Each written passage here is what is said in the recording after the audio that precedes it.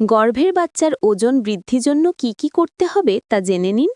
গর্ভাবস্থায় গর্ভের বাচ্চার সঠিক ওজন বৃদ্ধির জন্য মায়ের খাদ্যাভ্যাস এবং জীবনযাত্রায় কিছু গুরুত্বপূর্ণ পরিবর্তন আনা জরুরি। মূলত স্বাস্থ্যকর ও পুষ্টিকর খাবার গ্রহণ করাই মূল চাবিকাঠি।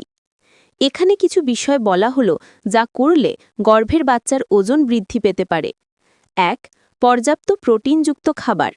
প্রোটিন শিশুর পেশি এবং টিস্যু গঠনে সরাসরি সাহায্য করে। খাদ্যতালিকায় মাছ, মুরগি, ডিম, সয়াবিন, ডাল, মটরশুঁটি এবং বাদাম জাতীয় খাবার বেশি রাখুন। ২. ফলমূল ও সবজি। ফল ও সবজিতে প্রচুর পরিমাণে ভিটামিন, মিনারেল এবং আঁশ থাকে, যা শিশুর বৃদ্ধি ও বিকাশে সহায়তা করে। প্রতিদিনের খাবারের রঙিন শাকসবজি যেমন পালং শাক, কচু শাক এবং ফল যেমন কলা, আপেল, পেয়ারা, ভিটামিন সি সমৃদ্ধ ফল যোগ করুন। ৩. দুধ ও দুগ্ধজাত খাবার। দুধ, দই, পনির ইত্যাদি ক্যালসিয়াম সমৃদ্ধ, যা শিশুর হাড় গঠনে এবং সার্বিক ওজন বৃদ্ধিতে সাহায্য করে। ক্যালসিয়ামের ভালো উৎস যেমন ডিমের কুসুম, কলিজা, ছোট মাছও খেতে পারেন। ৪. গোটা শস্য বা হোল গ্রেনস।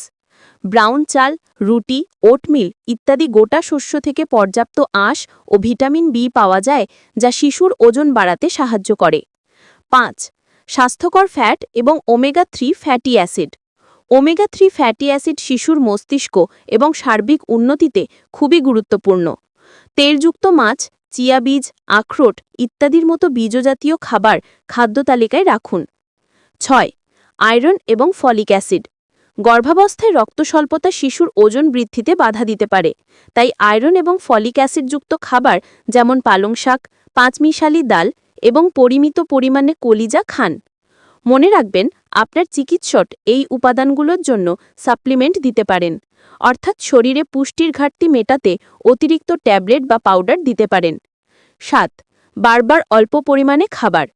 গর্ভাবস্থায় বিশেষ করে প্রথম দিকে অনেকের বমি বমি ভাব থাকে। একসাথে বেশি না খেয়ে অল্প পরিমাণে খাবার দিনের মধ্যে বারবার খান। ৮. পর্যাপ্ত পরিমাণে জল পান। অন্তঃসত্ত্বা মাকে প্রতিদিন ৮ থেকে ১০ গ্লাস জল পান করতে হবে। এতে শরীরে পুষ্টির শোষণ নিশ্চিত হবে এবং শিশুর স্বাস্থ্য ভালো থাকবে।